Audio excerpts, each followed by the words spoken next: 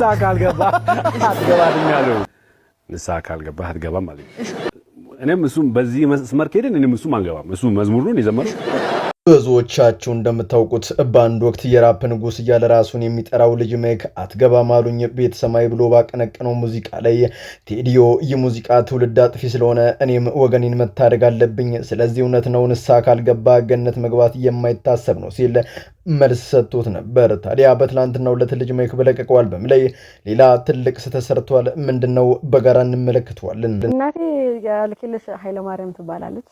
እሺ በጣም ቆንጆ እናት ነው ያለኝ እና የመንግስት ሰራተኛ ናት። በጣም በደንብ አድርጋ ነው ያሳደገች። በደንብ ሂጃብ አላረግም። ለምሳሌ አሁን እዚህ ሶሻል ሚዲያ ላይ የሚያይን ሰውዬ ግን መጥቶ ሙልጭ አርጎ ይሰድብሻል። አሁን እንግዲህ አላህ ይግደልሽ ብሎ ምክር እኔ አይቻላቅ። በመጨረሻም ከኦርቶዶክስ ቤተሰብ የተገኘችው ተወዳጇ ቲክቶከር ዩቲናስ እናቷ ልክ የለሽ ኃይለ ማርያም ተብላ የምትጠራ ሲሆን እጅግ በጣም በትህትና እንዲሁም በሃይማኖቷን ባላት ጥልቅ ፍቅር ትታወቃለች። በጣም የሚያስገርመው ታዲያ ይህ ብቻ ሳይሆን የልክ የለሽ ኃይለ ማርያም ጸሎቷ ተሰምቶ ቤተሰቡ በሙሉ ወደ ኦርቶዶክስ ተመልሷል። በዙሪያ መረጃዎችን እንለውጣለን። ወንድሞቻችን በእስር ላይ የሚገኙ የአማራ የህሊና እስረኞችን በተመለከተ ስለነሱ መረጃ አስጠን በተለይም ስለ ወንድማችን ክርስቲያንና ስለ ሌሎች ወንድሞቻችንም መረጃ ለመስጠትና ከዚሁ ጋር ያዛንድ መልእክት ለማድረስ ነው። በሌላ ዜና በአሁኑ ሰዓት በርካታ ጀግናውን ሲመለከቱ እንደ ጅመንጋ የሚፈረጥጡ እውነታ ሲወጣ ላብላብ የሚላቸው አንዳንዶች በሶሻል ሚዲያ ላይ ስለ ቆራጡ ጉምቱ ፖለቲከኛ ክርስቲያን ታደለ እያስተላለፉ ያለው መልእክት ምንም ውስጥን የሚረብሽ ቢሆንም በዚህ ጉዳይ የተደናገጣችሁ ወንድሞቼ እናቶቼ ይልቅስ በጣም ደስ ይበላችሁ። ፍርድ ቤቱ ውሳኔ ያስቀምጧል። የምንድነው በዝርዝር እንመለከተዋለን። ሰላም በመላው ዓለም ላይ የምትገኙ ቤተሰቦቼ እንዴት ናችሁልኝ? እኔ ደህና ነኝ። ቸሩ መድኃኔዓለም የተመሰገነውን በዘርቁታችን እጅግ በጣም ቁም ነገር አዘል ቪዲዮዎች ይዤላችሁ መጥቻለሁ። ከእናንተ የሚጠብቀው እንደተለመደው ቪዲዮን ላይክ እና ሼር ማድረጋችሁን አትርሱ።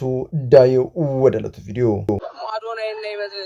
አዶናይንና ጆን ዳንኤልን ተይዞ ምን የሚያስፈራ ነገር አለ? ድምጾልን አልሆነም። በቃ ሁለቱ ያንቀጠቅጡታል። ዛሬ የምናወዳድረው ከአዶናይና ከጆን ዳንኤል የኢትዮጵያ ሶሻል ሚዲያ አቴንሽን ከዚህ በኋላ ማን ይቆጣጠሯል? ከጆ ጋር ታረቁ መች ተጣሉ? አልተጣሉም እኮ ባይዘወይ ህዝብን ያጣላቸው እነሱ አልተጣሉ። የምለው ወገንታት አዶናይን ብሎም ጆን ዳንኤልን አስለቅሰን ምንድነው የምንጠቀመው? በጣም የሚገርማችሁ ነገር እነዚህ ሁለት ሶሻል ሚዲያ ኢንፍሉዌንሰሮች በጭራሽ አይታወቁም ነበር እኮ። አዶናይ ካናዳ ተቀምጦ ኮንቴንት የሚሰራ፣ ጆን ዳንኤል ደግሞ በሀገሩ ተቀምጦ ጌሞች ላይ የነገሰ በተለያየ ስራ ላይ የሚታወቁ ነበሩ። ልብ አድርጉልኝ እዚህ ድረስ አይታወቁም። በኋላም አዶናይ ቤተሰብ ለመጠየቅ ኢትዮጵያ በመጣ ጊዜ ባሳያቸው የደግነት የመልካምነት ብሎም የለጋስነት ስራዎቹ በህዝብ ልብ ውስጥ ሊገባ ቻለ። በኋላም ከጃኒ ጋር ተዋውቆ ኮላብ በማድረግ ቪዲዮ መስራት ይጀምራሉ። በዚህ ወቅት ታዲያ ጆን ዳንኤል በእስር ላይ ነበር። በኋላም ጆን ከእስር መፈታቱን ተከትሎ አንዳንድ እዚህም እዚያም ማሽቀበጥ የለመዱ ሰዎች ንጉሳችን ተፈታ፣ ከዚህ በኋላ የምን አዶናይ ነው ማለት ልጆቹ ምንም ባላወቁት ደጋፊው በሁለት ጎራ ተከፈለ። እዚህም ጋር ልብ አድርጉልኝ፣ ሁለቱ መሃል አሁንም ምንም አይነት ችግር የለም። በኋላም ህዝቡ እዚህም እዚያም በማራገብ ልጆቹ መሃል ኦኒየን ለመፍጠር ያልተፈነቀለ ድንጋይ የለም። በኋላም ለመጀመሪያ ጊዜ ሁለቱ የሶሻል ሚዲያ ተጽዕኖ ፈጣሪዎች በታላቁ ሩጫ ላይ ለመጀመሪያ ጊዜ በአካል ተገናኝተው ተቃቀፉ፣ ሰላምም ተባባሉ። የፍቅራቸውን የጠሉ አንዳንዶች አሁንም ሁለት ወንድማማቾችን ለማጋጨት የማይሰሩ ስራ የለምና እባካችሁን ተጠንቀቁ ለማለት ፈልጋለሁ።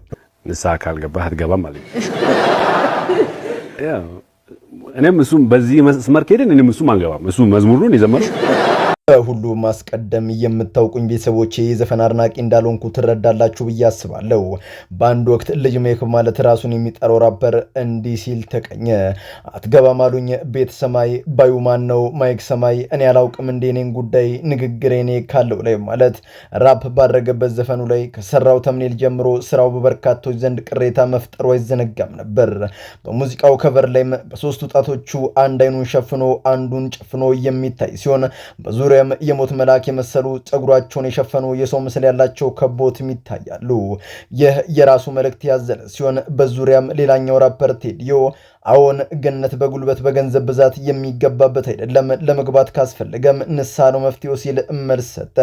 በዚህ ስራውም ቴዲዮ ትውልድን ለማዳን ነው ሲል የተናገረ ሲሆን የአልበቃ ያለው ልጅ ማይክም በትላንትናው ዕለት ከለቀቃቸው አልበሞች ላይ የከተተው ነገር በርካቶችን እያስቆጣ ይገኛል። መልእክቱም እንዲህ ይላል። የሊቁን ስም ይዤ የሊቀ መልአኩን ወደ ላይ ነው እንጂ ጸሎት የሚላክ ደብሩን ሞልቼ አካላቴ ላይ ከምትለው ቦታ ያስገቡኛል ወይ ሲል በጣም በሚያሳዝን መልእክት አስተላልፏል። ምን ማለቱ ነው? አብረን እንመልከት። በመጀመሪያ ደረጃ በዘፈኖች መሃል የቅዱሳን መላእክት ስም ለራስ መጠሪያ መጠቀም አግባብ አይደለም። ቅዱስ ሚካኤል ማለት ትርጓሜው መኑ ከመ እግዚአብሔር ማለት ሲሆን ትርጉሙም እንደ እግዚአብሔር ያለ ማን ነው ማለት ነው። ታዲያ በሱ ልጅነት የምትጠራ ከሆነ ግብር ለምን የሰማይና የምድርን ያክል እንዲተራራቀ መልስ ፈልጋለሁ። በቀጣይም ደብሩን ሞልቼ አካሌታ ላይ ሲል ይደመጣል። ደብር ማለት የቤተ ክርስቲያን ቅጥር ሲሆን በዚያም በርካታ የተቀደሱ አምልኮተ እግዚአብሔር የሚከናወንባቸው ስርዓት ይደረጋል። በራፐሩ ሐሳብ ታዲያ እሱ ደብሩን አካሉ ላይ የሞላው በቅድስናው ሳይሆን በዘፈኑ በዳንኪራው ከላይ ከጠቀስነው በተቃራኒው ሲሆን በመጨረሻም እንዲህ ብሎ ይቋጫል። ከምትለው ቦታ ያስገቡኛል ወይስ ይጠይቃል። ሐሳቡም የሰውነቴ ደብር በዘፈን በዳንኪራ በኃጢአት ሞልቼው ከዚያች ገነት ከተባለች ቅድስ ስፍራ ያስገቡኛል ወይ እያለ ያፌዛል። ይህን መስማትም ሆነ ማየት በእጅጉ ያሳዝናል። እርግጥ ነው በምድር ሁላችንም ብንበድልም እንዲህ በርካታ ሚሊዮኖችን በሚያጠፋ መልኩ ድብቅ ሐሳብ በትውልዱ ላይ መርጨት ከአንተ የማይጠበቅ ነው ለማለት ፈልጋለሁ። ወንድሞቻችን በእስር ላይ የሚገኙ የአማራ የህሊና እስረኞችን በተመለከተ ስለነሱ መረጃ ስጠን። በተለይም ስለ ወንድማችን ክርስቲያንና ስለ ሌሎች ወንድሞቻችንም መረጃ ለመስጠትና ከዚሁ ጋር የሚያያዝ አንድ መልእክት ለማድረስ ነው። ቁምቱና ቆራጡ የእውነት ታጋይ የህዝብ ተወካዮች ምክር ቤት አባል የሆነው አቶ ክርስቲያን ታደለ በርካታ አስመሳዮችና ቀጣፊዎች ገና ከሩቅ ሲመለከቱት የሚገቡበት ጠፍቷቸው አንበሳ እንዳየ ጅብ መንጋ በተለያየ አቅጣጫ ይራወጣሉ። ታዲያ ይህ ምቾት ያልሰጣቸው መንጋዎች ሴራ ሸርበው ቀን ጠብቀው ባላሰበውና ባልጠበቀው ሰዓት በቁጥጥር ስር እንዲውል አድርጎታል። በሀገራችን ህግ አንድ ሰው በ24 ሰዓት ውስጥ ፍርድ ቤት የመቅረብ መብቱ ተጠብቆ በኋላም በተከሰሰበት የክስ መዝገብ ምስክሮች ካሉ ተደምጦ ቀጥታ ወደ ፍርድ ይኬዳል። ካልሆነም ምስክር ከሌለና ጥፋተኛ ሆኖ ካልተገኘ ይለቀቃል። ከዛ በተጨማሪ ማስረጃ ከሌለ በውጭ ሆኖ ጉዳዩን በዋስ እንዲከታተል ይደረጋል። ክርስቲያንና መሰሎቹ ግን ላለፉት በርካታ ዓመታት ያለ ፍርድ ያለ ዋስ ዘብጥያ ከተወረወሩ እነሆ ሰነባብቷል። በዚህም በርካቶች የፍትህ አካላቱ ገለልተኛ ሆኖ ባለመሰረታቸው ምክንያት በርካታ የፖለቲከኛ እስረኞች በከፍተኛ ጫና ያለምንም ህጋዊ መፍትሄ ዘመናቸውን በዚያ እንዲጨርሱ ተገደዋል ሲሉ ሀሳባቸውን ይሰነዝራሉ።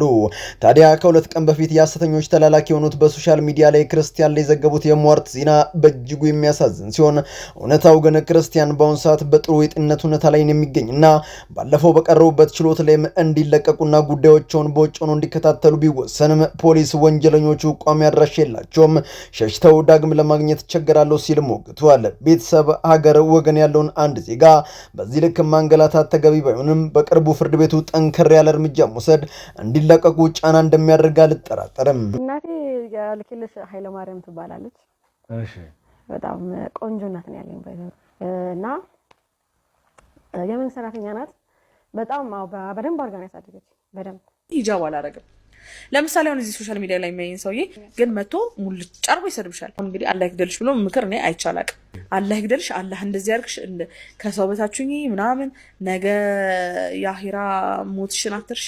እነዚህ ሁለት ቲክቶከሮች ዩቲና ሮዚ በሶሻል ሚዲያው ላይ በሚሰሩ ስራ በርካታ ቁጥር ያለው ሰው ባልተገባ መንገድ ከራስ ፀጉራቸው አንስቶ እስከ እግር ጥፍራቸው አንድም ሳይቀር እንደሚሞልጯቸው መናገር በዚህ ምክንያት ውስጣቸው በጣም እንደተጎዳ ሲናገሩ ተደምጧል።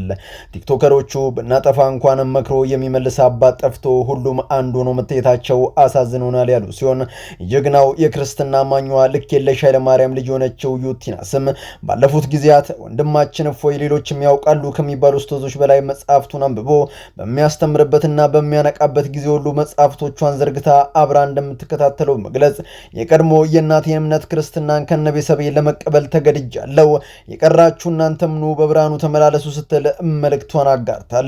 ዩቲዬ ኮራሁብሽ፣ ፍጻሜሽንም ፈጣሪ አምላክ ያሳምርልሽ የመጨረሻው መልእክቴ ነው። በመላው ዓለም ላይ የምትገኙ ውድ ቤተሰቦቼ ለዛሬ እናንተን ያስተምራሉ፣ ይጠቅማሉ፣ መረጃ ምናሉ ብዬ ያሰብኳቸውን ቪዲዮዎች በዚህ መልኩ አቀረብኩላችሁ። በቀጣይ በሌሎች አስተማሪ ቪዲዮዎች እንገናኛለን። ለዚህ ቻናል አዲስ ከሆናችሁ ምን እየጠበቃችሁ ነው? መለስ እያላችሁ ሰብስክራይብ፣ ላይክ፣ ሼር ማድረጋችሁን አትርሱ። ባላችሁበት ሆቴል ኩፍሴነካችሁ በሰላም በቸር ጤና ቆዩልኝ። ይመቻችሁ።